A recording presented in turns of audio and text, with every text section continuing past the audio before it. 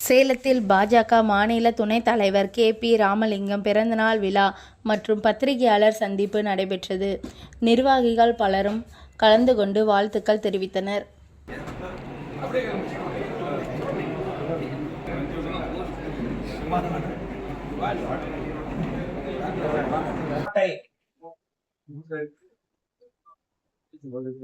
ஆன்மீகவாதிகளால் நடத்தப்பட இருக்கிறார்.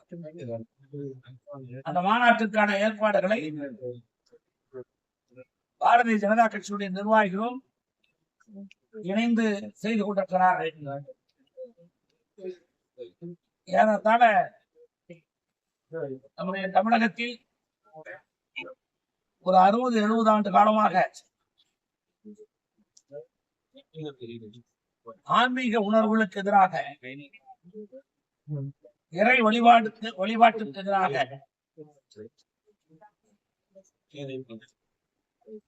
பல்வேறு தவறான பிரச்சாரங்கள்,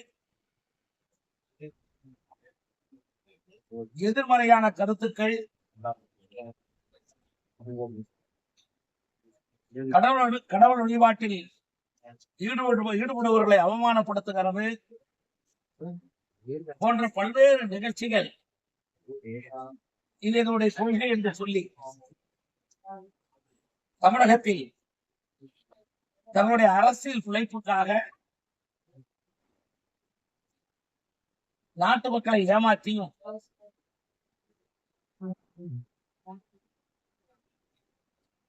இந்து தெய்வங்களை அவமானப்படுத்துவதன் மூலம் அந்த வழிபாட்டு முறைகளையே கேவலப்படுத்தி உண்டார்கள். அதையெல்லாம் இன்றைக்கு ஒரு முற்றுப்புள்ளி வைக்க வேண்டும் என்ற உயர்ந்த நோக்கத்தோடு வருகிற ஜூன் 22ஆம் தேதி முருக பக்தர்கள் மாநாடு. இந்த மாநாட்டுக்கு பின்னிட்டு தமிழகத்தை பொறுத்தவரை தேசியத்தின் தெய்வீகத்தையும் அடிப்படையாக கொண்டிருக்கக்கூடிய, அதை கொள்கையாக லட்சியமாக கொண்டிருப்பவர்கள் மட்டுமே தமிழகத்தின் ஆட்சியிடம் ஏற முடியும் என்ற நிலைப்பாட்டை உருவாக்குவதற்கு அடித்தளத்தை அமைக்கிற மாநாடாக அந்த மாநாடு அமைய இருக்கிறது. அதற்கான ஏற்பாடுகளை எங்கள் நிர்வாகிகள் செய்து கொண்டிருக்கிறார்கள். இந்த மாநாடு சிறக்க வேண்டும் என்பதற்கான நாங்கள் பல்வேறு நிலைகளிலே இதற்கான வழிவகையை செய்து கொண்டிருக்கிறோம். அதை போலவே நேற்றைக்கு கூட நடைபெற்ற திராவிட முன்னேற்ற கழகத்தின் பொதுக்குழுவில் ஏதோ மிகப்பெரிய சிப்பாய்களை போல ஏதோ மத்திய அரசை இவர்களால் மட்டுமே பெரிய அளவிலே எதிர்த்து அரசியல் செய்ய முடியும் என்று மார்தட்டி கொண்டு தங்களை தாங்களே புகழ்ந்து கொண்டு எந்த சாராலும் யாராலும் எங்களை ஒன்றும் செய்ய முடியாது என்றெல்லாம் கேள்வி பேசுகிற அளவிற்கு அவருடைய பொதுக்குழு நடத்தியிருக்கிறார். ஆனால் இன்றைக்கு என்ன நடைபெற்றது? அரசு துறையிலே இருந்து அரசாங்கமே டிஐபிஆர் ஒரு அறிக்கையை தந்திருக்கிறது. என்ன அறிக்கை? கழக இளைஞரணி செயலாளரும் விளையாட்டுத்துறை அமைச்சருமான உதயநிதி ஸ்டாலின் அவர்களுக்கு தொண்டையிலே பல காரியங்களை செய்த காரணத்தால் தொண்டையில் நாக்கு புண்ணாகி தொண்டை வறண்டு போயிருக்கிறதாகவும், ஆனால் அதனால அவருக்கு உடல்நிலை சரியில்லாமல் ஆகிவிட்டார் என்றும், அதனால அவர் எந்த பணிகளையும் ஈடுபட முடியாது என்று அரசாங்கத்தில இருந்து அரசு அறிவிப்பு வெளியிடுகிறது. அரசு அறிவிப்பில் எந்த கழக இளைஞரணி எவ்வளவு அயோக்கியத்தனமாக இந்த அரசாங்கத்தை பயன்படுத்துகிறார்கள். அரசாங்கத்திலே ஐஏஎஸ் அதிகாரிகளாக இருக்கிறார்கள், ஸ்டாலின் வீட்டு வேலைக்காரர்களாக மாறி இருக்கிறார்கள். டிஐபிஆர் மூலமாக எப்படி கழக இளைஞரணி செயலாளர் என்று அரசு அறிவிப்பிலே அறிவிக்கலாம்? இதை கேட்பதற்கு நாதியில் என்று கருதி கொண்டிருக்கிறார்கள். எல்லாவற்றுக்கும் மிக விரைவில் பதில் சொல்ல வேண்டும். நேற்றைக்கு நல்ல கொளுத்த பண்ணி போல் அந்த பொதுக்குழுவில் உட்கார்ந்து இருந்தார். இன்றைக்கு அவருக்கு தொண்டை வலிக்குதான், வேறு எதான் ஒலிக்குது. என்ன காரணம்? இவருக்கு சம்மன் வருவதற்கு தயாராகி கொண்டது. செந்தில் பாலாஜி வழக்கிலே அவருடைய தம்பி யார் நுழைத்து வைத்தார்கள், எங்கு மறைந்திருந்தார்? அதை போல போதை மருந்து கடத்தல் வழக்கிலே சிக்கியவர்கள் சொன்ன விவாதங்கள் எல்லாம் இன்றைக்கு சட்டப்பூர்வமாக ஆக போறது. இதுக்கெல்லாம் முன்கூட்டி நாளைக்கு சொல்லுவார்களா, ஐயோ ஆஸ்பத்திரியில படுத்திருக்கிறவர் மீது சம்மன் கொடுக்கலாம், எப்படி நாங்க வருவோம்? ஆக முன்கூட்டி எங்கோ எனக்கு ஒரு சந்தேகம், இந்த விசாரணை அமைப்புகளிலே கருப்பு ஆடுகள் இருப்பதாக. நீண்ட காலம் மத்திய அரசிலே இருந்தவர்கள், அவர்கள் காலத்திலே அதிகாரிகளாக வந்தவர்கள் யாரோ இதற்கு பயன்பட்டு விட்டார்களோ என்று எண்ணுகிற நிகழ்ச்சி இருக்கிறது. அதனாலதான் உச்ச நீதிமன்றத்திலே கூட போய் ஊழல்வாதிகளுக்கு, திருட்டு பயல்களுக்கு ஜாமீன் வாங்குகிற போது உச்ச நீதிமன்ற நீதிபதியே சொல்லுகிறார், இது கூட்டாட்சி தத்துவத்துக்கும் அரசாங்கத்தின் சட்டத்திற்கும் என்ன சம்மதம் என்பதை நீதிபதி விளக்க வேண்டும்.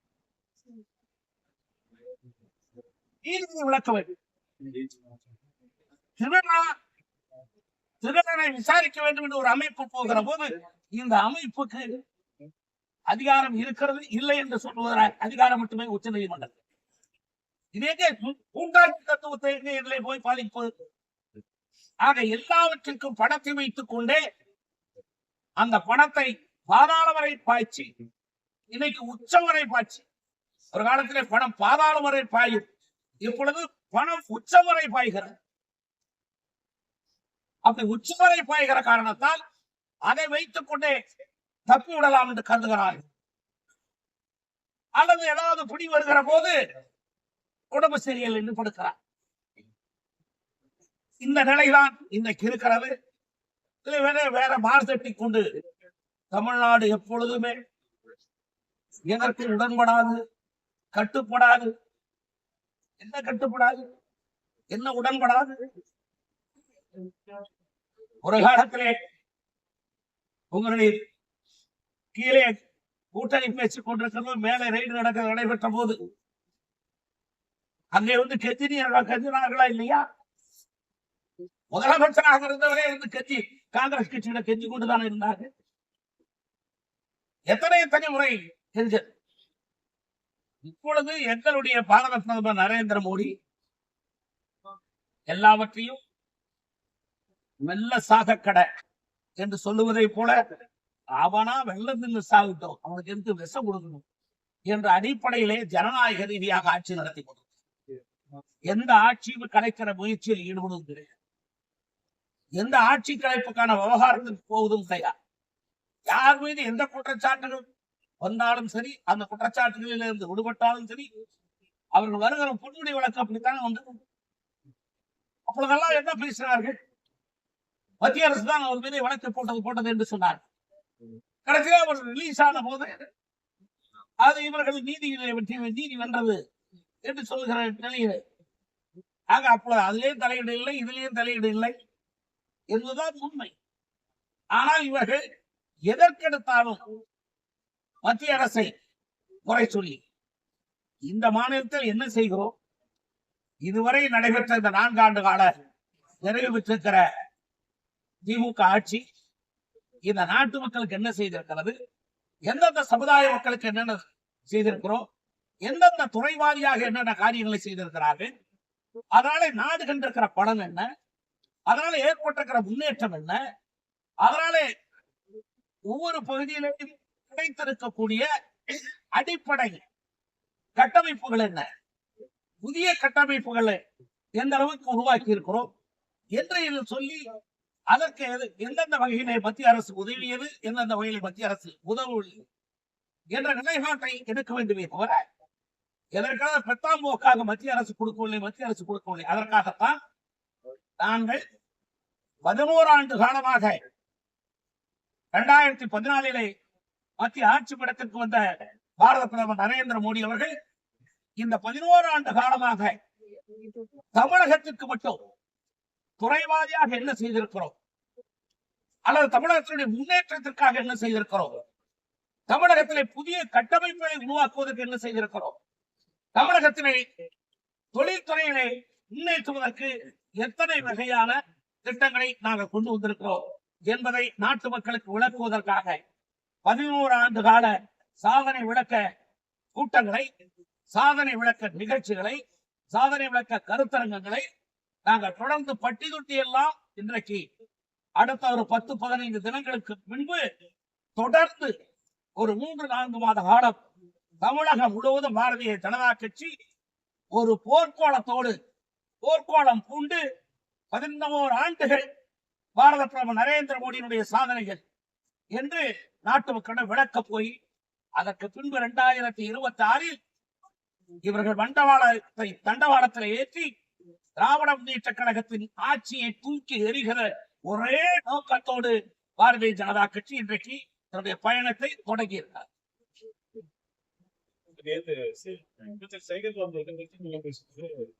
அவருடைய கருத்தை சொல்லியிருக்கார். உண்மையான முருக பக்தர்கள் மாநாட்டுக்கு போக மாட்டாங்க அப்படின்னு அவர் சொல்றது எதுக்கு அவங்க அவ்வளவு பயம்? இந்த அறநிலையத்துறை அமைச்சர் முருக பக்தர்கள் மாநாடு, முருக பக்தர்கள் வாங்க கூப்பிடுறோம். உண்மையான முருக பக்தர்கள் கோயிலுக்கு போற உண்மையான முருக பக்தர், உண்மை இல்லாத முருக பக்தர் எப்படினால பாகுபடுத்த. ஒருவேளை அவர் நினைச்சிருக்கலாம் அவரே உண்மையான பக்தனா இல்ல திராவிடனா? அவர் ஆன்மீகவாதியா பகுத்தறிவாதியா? பகுத்தறிவாதி தான் திராவிட மாடல் அரசியலே இருக்கிறேன், இல்ல நான் ஆன்மீகவாதி அதனால இந்த அலுவலகத்திலையும் அமைச்சராக இருக்கு. இது ரெண்டு தான் சொல்லுவோம். அவரே ஒரு ரெண்டு கேட்டான், அவர் ரெண்டு கட்டா அவங்களுடைய வாதங்கள் எடுக்காரு. ஏதோ முருக பக்தர்கள் இவர் சொன்ன உள்ள நின்ற போதும் மாநாட்டு வராமல் நின்ற போதையும் செய்திகளுக்காக, அதாவது தப்பா கூட எடுத்துக்கிட்டா போறாங்க, சுருக்கி விடுறாங்க. சொரியறதுக்கு ஸ்டாலினுக்கு எங்கேயாவது பிரச்சனை அதை போய் சொரியறதுக்காக இதெல்லாம் சொல்ற வார்த்தை. என்னப்பா நீ பண்ற? எல்லாம் நாடு பூரா பெருசா முருகபக்தர் மாநாடு எல்லாம் நோட்டீஸ் கொடுக்குறாங்க, எல்லாம் முருகர் பணம் எல்லாம் கொடுத்து கூப்பிடுறாங்க, எல்லாம் அங்க நெளிச்சியா தயாராயிட்டாங்க, நீ மந்திரியாது கேட்டுப்பாரு முன்னவர் சூரியனுக்கு ஒரு பயப்படுவதாக நான் கருதவில்லை. இனி எவ்வளவுதான் நமக்கு முடிவு, இனி வாழ்வில்லை. இந்த தேர்தலுக்கு பின்னிட்டு திராவிட முன்னேற்ற கழகத்திற்கு ஆட்சி கட்டளை இடமில்லை என்பதை தெல்ல தெளிவாக புரிந்து கொண்டார். அதுவரை இந்த ஓராண்டு காலத்துக்கு எப்படி வெயில் பேர்ல 350 கோடி ரூபாய் செந்தில் பாலாஜி சம்பாதிச்சானோ, வெயில் பேர்ல மந்திரியா இருந்து 350 கோடி தனிப்பட்ட முறை. அதே மாதிரி இன்னும் இருக்கிற இந்த ஓராண்டு காலம், 10-11 மாத காலம் பெரிய பலத்தோட இருக்கிறதா காட்டினால்தான் கொள்ளையடி அதிகாரிகள் ஒத்து வருவார். இவர் வரமாட்டார்கள் என்று நினைத்தால் அதிகாரிகள் இனிமேல் மாறிவிட்டு போயிருக்கு. அதிகாரிகளுக்கு சேர்த்து கமிஷன் கொடுக்குறாங்க, அதுவே போகாது. பல ஐஏஎஸ் அதிகாரிகள், ஐபிஎஸ் அதிகாரிகள் புரோக்கர்களாக மாறும். அரசாங்கத்துக்கு புரோக்கர்கள், மந்திரிக்கு புரோக்கர், அது முதலமைச்சர் குடும்பத்துக்கு புரோக்கர். ஏன்னா அரசாங்க அதிகாரிகள் உதவியின்றி இவ்வளவு தவறுகளை செய்ய முடியாது. அதனால அவர் கடைசியா காட்டி கொடுக்கணும். டாஸ்மாக் அதிகாரிகள் செஞ்ச தப்பு சொன்னாங்க இல்லையா? நான் சொல்றதுக்கு அவங்க வருத்தப்படக்கூடாது. அரசாங்க அதிகாரி சொன்னான்ல, இல்ல இல்ல நாங்கெல்லாம் யோக்கியம் வெளியே வா, எல்லாத்தையும் நான் மொத்தமா தான் சொல்ல முடியும். இல்ல நல்லா விளையாடிக்கிட்டு இருக்கிறோம், எங்களுக்கெல்லாம் நல்ல போஸ்டிங் கொடுக்கல. என்ன நல்ல போஸ்டிங்? எங்க கொள்ளடிக்க முடியுமோ அது நல்ல போஸ்டிங். இப்ப தமிழ்நாட்டு திமுக ஆட்சியில தான் ஒரு வெட்டரி டாக்டருக்கு 12 லட்சம் ரூபாய் அங்க டிரான்ஸ்பருக்கு, மாட்டு டாக்டருக்கு, எரும டாக்டர் டிரான்ஸ்பருக்கு 12 லட்சம் ரூபாய். எங்க போய் முடியும்?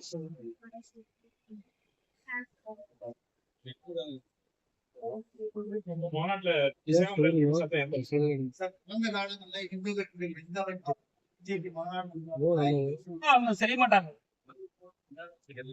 செய்யறதுக்கு அவங்களுக்கு துணிச்சல் கிடையாது. 22ஆம் தேதிக்கு முன்னாடியே செய்ய சொல்றவங்களுக்கான அவங்க நீங்க சொன்னீங்க என்னது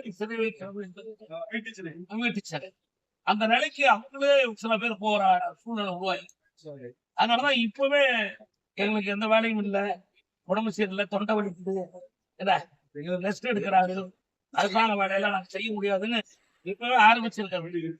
அதே மாதிரி அதிகாரப்பூர்வமாக நடக்கும்.